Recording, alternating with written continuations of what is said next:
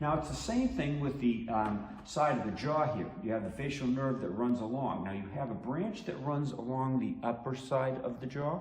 You also have one that resides underneath, much like this nerve right in through here, this branch of the facial nerve. So again, coming up about mid-jaw, coming up and outward is going to pinch that nerve against the bone, going out and up and back. That's the trajectory to chase that neurological message into the brain itself, and that will cause you to have your greatest effect. And because we're causing that kind of a shock directly into the nervous system, directly into the central nervous system, into the brainstem, or into the brain itself, you're going to get an acute message that the body has to deal with. Okay, and the way it deals with it for the most part is it collapses the body so the body can be in a prone position to recover by itself. And that's what's called the knockout. What level? Whether it's a level 1 where the person's just trying to seek the balance because you shocked the brain a little bit, or if they collapse onto the floor and they're not unconscious but they're still collapsed onto the floor, or if you got them totally unconscious. Different levels, and there's of course sub-levels of each one of those. It depends on how well you hit them, how susceptible the person was to that particular shot, whether their head was in any particular position when you got a clean shot or sort of a glancing blow. All these things ramify, and that's why you see the different effects on the videos. Okay, so that was your third target. The nerve comes from behind the ear, and it actually has a branching.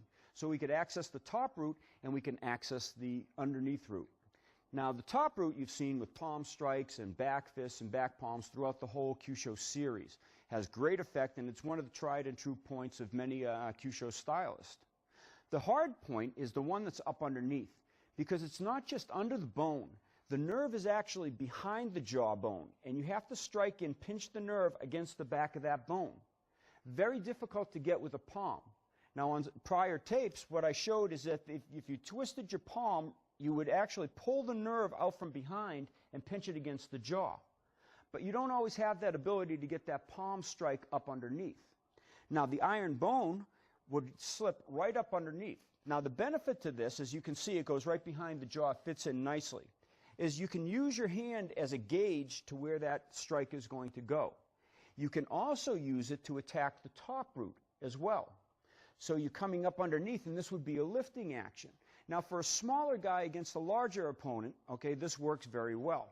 Okay? If I come up underneath with my hand, my body is in such a position that my latissimus muscle is actually activated and a lot of my shoulder muscles.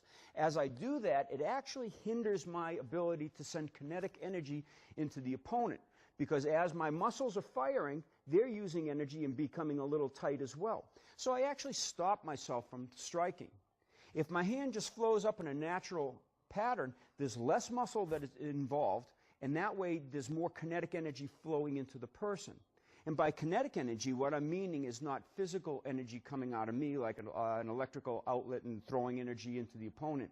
What it is the force or the physical motion carrying through into the opponent's target. Now, with this target, what I want to do is I want to imagine, or I want to feel, or I want to think about energy going this way.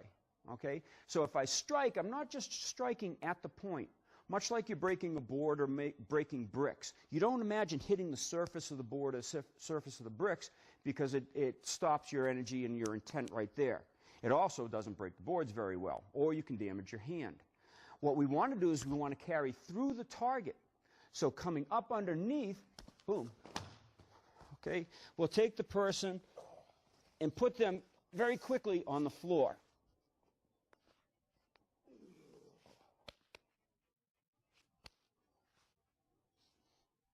Okay, can you explain what that felt like? It was like an electrical shock right at the back of my head. Okay, you all right? No, I ain't. Okay.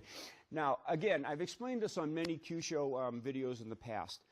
But it's a very important thing to keep going over and over again. It was an instantaneous response. If I used the old Bubishi method of using the iron bow, and I would go against a blood vessel. Now, the blood vessel would take a lot longer to damage the person. There could be also physical damage where I tear the vessel itself and you cause internal bleeding. Now, the reason why this killed people in the past and what the Bubishi is all about is the internal bleeding over a period of time would poison the body, either poison the body or there wouldn't be a blood supply to an important organ or to the brain. Okay? And that's how the person had died, and that's what's known as the delayed death touch. You hit someone on, say, the carotid sinus. You tear the artery that's in there. There's no blood going up to the brain.